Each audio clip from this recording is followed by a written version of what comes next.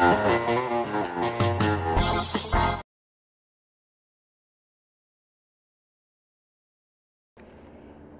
शहर में मोहनलाल नाम का उद्योगपति रहता था। मोहनलाल एक भरपूर जमीनी संपत्ति के मालिक था। उसके 3 बच्चे थे, राहुल, विक्रम और किरण। किरण उसकी मुंह बोली बेटी थी। बेटा किरण, तुम अब अपनी आगे की पढ़ाई के लिए अमेरिका चली जाओ, वहाँ तुम्हें अच्छी नौकरी भी मिल जाएगी। राहुल भैया, मैं पापा को आप दोनों के भरोसे छोड़ के जा रही हूँ। इनका ख्याल रखना और किसी भी चीज़ की कमी मत होने देना।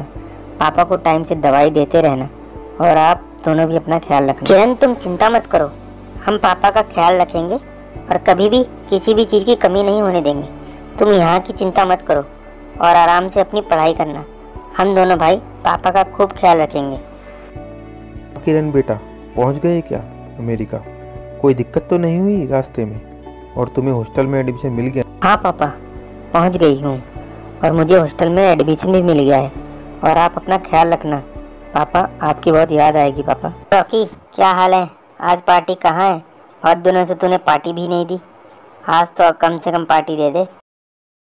चलो राहुल भैया, आज रॉकी ने मिलेनियम पब में पार्टी रखी है।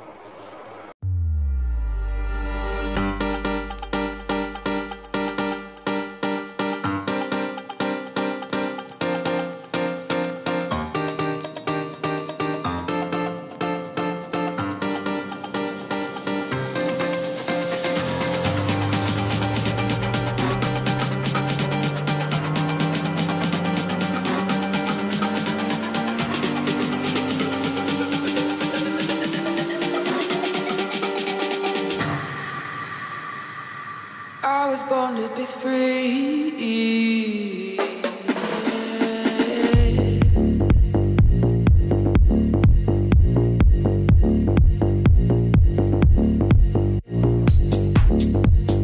राहुल भैया, आज तो मज़ा आ गया।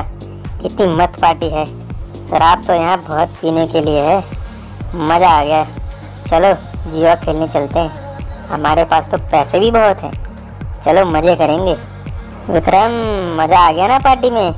मेरे साथ रहेगा तो खूब मज़े करेगा। चल, तेरे पैसों को डबल करवाता हूँ। चल जुआ खेलने चलते हैं। लेकिन टाइम भी बहुत हो गया है, पापा का फ़ोन आने वाला होगा। ले, शैतान का नाम लिया और फ़ोन भी आ गया। हाँ पापा, अभी हम पार्टी में हैं, देर से आएंगे। तुम खाना खा के सो जाना और हमारी चिंता मत करना। जब हमारा मन भर जाएगा तो हम आ जाएंगे। आ गए तुम दोनों? टाइम हो गया घर आने का? पता है कितना टाइम हो रहा है? और ये क्या, तुम दोनों शराब पी के आए हो? शर्म नहीं आती? इतने बड़े हो गए हो, कब सुधरोगे? देखो अपनी बहन को, वो पढ़ लिख कर अमेरिका गई है अपने भविष्य बनवाने, और तुम दोनों शराब के नशे में झूम रहे हो। अबे बुड्ढे, अपना मुंह बंद रख। ये हमारी ऐश करने की उम्र है और तू हमें मत समझा। अपना काम कर। हम जब मर्जी आए और जब मर्जी जाएं। तू हमें मत समझा, ठीक है ना? मोहनलाल, तूने जितना पैसा कमाया है तो उसे उड़ाने वाला भी तो होना चाहिए, और हम उसे उड़ा रहे हैं। इतना पैसा लेकर कहाँ जाएगा मोहनलाल? हम शराब पियेंगे और जुआ भी खेलेंगे। तो हमें रोकने वाला कौन होता है? बुड्ढे, जा अपना काम कर। बदतमीज, तुम दोनों नशे में इतने पागल हो गए हो कि बोलने की तमीज ही भूल गए हो।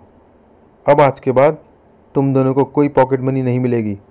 तुम दोनों को सबक सिखाना ही पड़ेगा। और अब तुम्हें इस घर में ना खाना मिलेगा और ना कोई ऐसो आराम मिलेगा। तुम अपना काम खुद करोगे और अपनी अपनी नौकरी ढूंढ लो, वरना तुम्हें इस घर में भी जगह नहीं मिलेगी। समझ गए तुम दोनों? चलो जाओ अब दोनों यहाँ से। सुन विक्रम, इस बुड्ढे का रोज रोज का ड्रामा अब सहन नहीं होता। यह हमें रोज रोज टोकता रहता है। कोई इलाज करना पड़ेगा, नहीं तो अब हमें जुआ खेलने के लिए पैसे भी नहीं मिलेंगे, और हमने जिसका कर्जा देना है वो हमें नहीं छोड़ेंगे। इस बुड्ढे ने तो पॉकेट मनी भी बंद कर दी है। इससे बचने का अब एक ही तरीका है, हम इस बुड्ढे को मारकर इस जायदाद के मालिक बन जाएंगे और फिर सबका कर्जा भी दे देंगे। आज रात इस बुड्ढे की आखिरी रात होगी। फिर दोनों भाइयों ने मोहनलाल को मारने का प्लान बनाया और उसी रात उसका कत्ल कर दिया। चल विक्रम, इस लाश को इस पेड़ के नीचे गाड़ देते हैं, जल्दी कर, नहीं तो कोई हमें देख लेगा। अच्छा हुआ इस बुड्ढे का काम तमाम हो गया, अब हमें हमारे शौक पूरे करने से कोई नहीं रोक सकेगा। फटाफट जल्दी से इसे गाड़ देते हैं, वरना कोई हमें देख लेगा।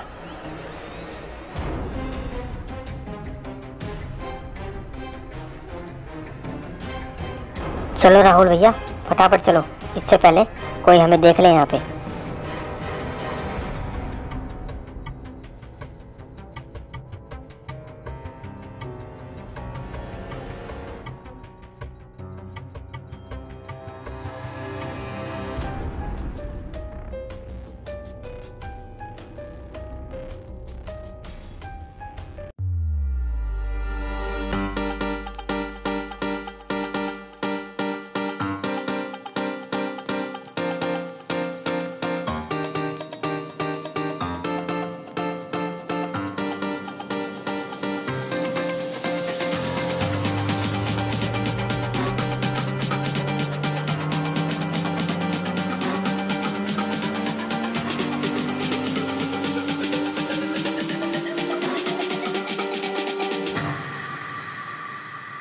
I was born to be free.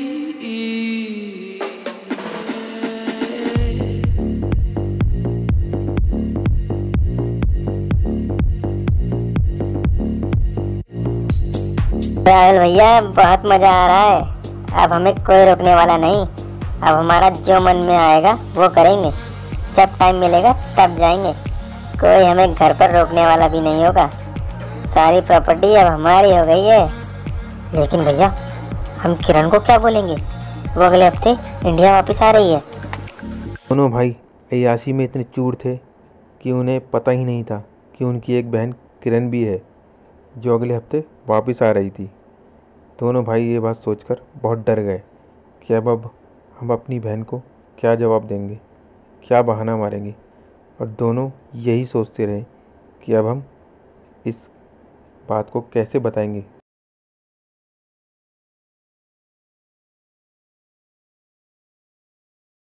लो राहुल भैया, किरण भी आ गई, अब हम इसे क्या बताएंगे?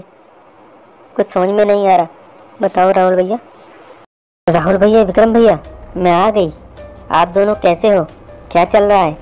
और पापा दिखाई नहीं दे रहे, कहाँ है पापा? और आप दोनों को इतने पसीने क्यों आ रहे हैं? कोई बात हुई है क्या? इतने घबराए हुए क्यों लग रहे हो? ऐसी कोई बात नहीं है, पापा तो सब कुछ छोड़ के गाँव चले गए और अब वहीं रहेंगे। बोल रहे थे अब तुम दोनों मेरा बिजनेस संभालो, मेरी उम्र हो गई है, अब मैं आराम करना चाहता हूँ। तुम इस बात को छोड़ो और आराम कर लो, बहुत थक गई होगी, बहुत दूर से आई हो ना। किरण बेटा, मुझे बचा लो, मुझे मुक्ति चाहिए। किरण बेटा, किरण बेटा, मुझे बचा लो, मुझे मुक्ति चाहिए। किरण बेटा, तड़प रही है। किरण बेटा, मुझे बचा लो, मेरी आत्मा तड़प रही है। किरण बेटा, मुझे बचा लो, मुझे मुक्ति चाहिए। किरण बेटा, मुझे मुक्ति चाहिए। किरण बेटा, मुझे बचा लो। ये आवाज़ तो उस पेड़ से आ रही है, जाके देखती हूँ। ये आवाज़ तो मेरे पापा की लग रही है।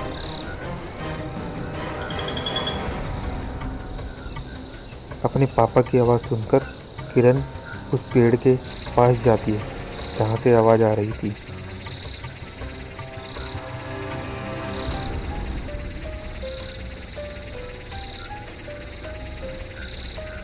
पापा, तुम कहाँ हो पापा? मैं तुम्हें सुन पा रही हूँ पापा, पर तुम दिखाई क्यों नहीं दे रहे पापा? पापा, तुम कहाँ हो पापा? बताओ मुझे पापा, तुम कहाँ हो? अपनी बेटी की आवाज़ सुनकर मोहनलाल की आत्मा पेड़ के नीचे से प्रकट होती है और अपना दुख दर्द बताती है कि कैसे उसके भाइयों ने उसके पापा का कत्ल कर दिया।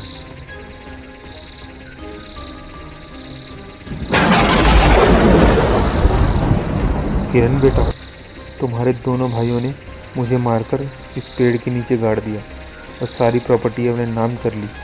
तुम इन दोनों को मत छोड़ना बेटा, उनको सजा दिलवा के रहना बेटा। आप चिंता मत करो पापा, उन दोनों को उनकी की गई सजा मैं दिलवा के रहूँगी। मैं अभी पुलिस स्टेशन जा रही हूँ कंप्लेंट करने के लिए।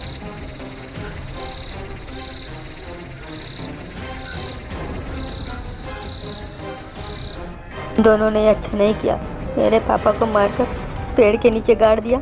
तुम दोनों तो भाई तो क्या, बेटे कहलाने के लिए लायक भी नहीं। अपने बुरे शौक पूरे करने के लिए तुमने पापा को ही मार डाला। तुम दोनों को तुम्हारे किए की सजा मिलकर रहेगी। पुलिस आती ही होगी तुम दोनों को पकड़ने के लिए।